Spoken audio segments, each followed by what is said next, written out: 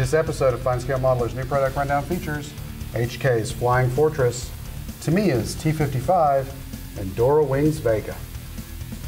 New Product Rundown brought to you by Hobby Zone USA, your source for hobby storage solutions, hard-to-find hobby tools, and aftermarket modeling needs. Welcome to FineScale Modeler's New Product Rundown, the video series that takes a look inside the latest kits. I'm Aaron Skinner. And I'm Elizabeth Nash. Our first kit today is HK Model's 1/48 scale B-17G. This kit, a follow-up to the company's 1/32 scale Flying Fortresses, models the early production J series without the Cheyenne tail position and with the waist positions side by side. Fine recessed panel lines and rivets mark the fuselage halves and will look good under olive drab or metallic finishes. The inside features molded longerons and frames and a surprising lack of ejector pin marks. The nose comes as separate halves with fine detail outside and in. Also separate is the upper forward section with the cockpit, top turret, and radio operators openings. This avoids an ugly seam across some details. Cockpit detail includes the floor with throttle quadrant, pilot seats, with separate armor backs and frames, control columns, instrument panel, and sides with molded controls and oxygen cylinders. Behind the cockpit is the bomb bay with detailed bulkheads, center structure and gangway, sidewalls, roof, and racks for 6 bombs. Actuators molded on the bulkheads pose the bomb bay doors open, or they can be trimmed to close them. The radio operator's compartment has equipment, seat, and floor. A bulkhead separates it from the rear section with the ball turret, waist gun positions, and the tail gunner seat and controls, all housed inside the tail halves. Up front, forward of a detailed bulkhead, the navigator and bombardier compartment includes a floor, chart table, seats, equipment, Norden bomb sight, and sight and controls for the chin turret. All of the machine guns have separate barrels, so it may be possible to add them from the outside after painting. All of the clear parts are designed to be fitted from outside. Well-molded frames mark the cockpit windows, radio operator's canopy, and turrets. Lights are also included. The expansive wings feature petite rivets and panel lines, and reinforcing ridges are molded on the inside faces. The elevators are molded with the horizontal stabilizers. Wrapped in one-piece cowls with separate cowl flaps are one-piece engines for the props. Also separate are the engine's superchargers. Some framing is molded inside the split trailing edge flaps. Detailed gear bays house the massive main landing legs, and the wheels are bulged to show weight. Optional parts allow for the gear to be post-retracted. A small photo-etched metal fret supplies the pilot's harnesses and screens for the leading-edge radiator intakes.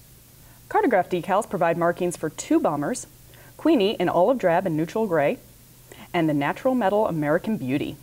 Over the years, FSM readers have requested a new tool 1/48 scale Flying Fortress, and in the box, this kit looks to be worth the wait with plenty of detail inside and fine surface detail.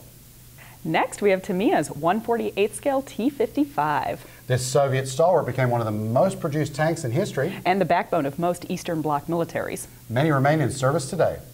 The hull comprises a belly plate with molded hatches and other features, side plates with the road wheel arms molded in place, and the upper hull with integral fenders. It also features engine screens, fine fender brackets, and the driver's hatch. Hull flares around the turret, a separate rear plate, glasses, and lower nose finish the hull. The running gear is lovely starfish pattern road wheels, idlers, and the drive sprockets. The Lincoln length tracks feature molded sag in the upper runs, as well as the front and rear sections. The cast texture on the turret looks effective and to scale. The bulk of the main gun comes as a single part with only the muzzle and fume extractor split in half. Note the one-piece unditching log. The nifty mantlet cover has stitching details and will lock the gun in position. Other features include fuel panniers and stowage boxes, as well as the exhaust for the fenders, separate turret hatches, although only the commanders will be movable, a coaxial searchlight, 12.7mm gun, ammo cans, and a commander figure. Typical of Tamiya's 1/48 scale armor kits, there's also a metal bar to give the hull heft. A small decal sheet provides markings for a single overall green tank, but also includes black rectangles for all of the periscopes and vision blocks. This is a simple, straightforward kit of an important tank that you can probably build with ease in a weekend, and with so many colorful options, it's a great starting point for a collection. Finally, let's take a look at Dora Wings 1/48 scale Lockheed Vega 5B. This pioneering airliner entered service in 1928. This particular kit replicates the 5B variant, which Amelia Earhart flew solo across the Atlantic in 1932. The fuselage halves are almost devoid of surface detail, but so is the real aircraft's laminated wooden body.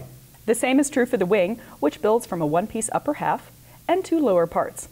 The ailerons are separate, as are the rudder and elevators. Up front, the two-part cowl with a one-piece opening wraps the Wasp engine with push rods and wiring harness, intake and exhaust manifolds, and the engine mount. The two-blade prop has good hub detail. To go inside the fuselage, the one-place cockpit has a bulkhead, floor, firewall and two-part seat, and controls. The kit calls for nothing on the floor in the rear cabin, but unused seats hint at an airliner version to come. The spatted landing gear finishes the airframe. Clear parts provide the windshield, single cabin window, door, and lights. There are more unused parts, probably for the airliner Vega.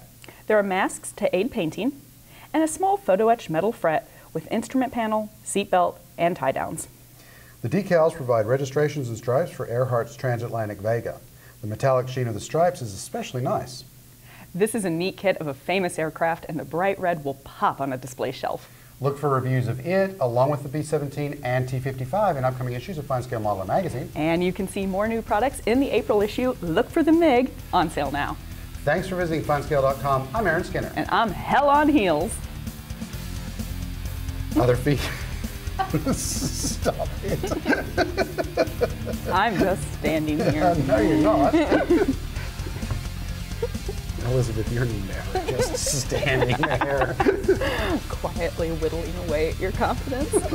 Well. 4.5 years later. Other features include. It's working. Other features include.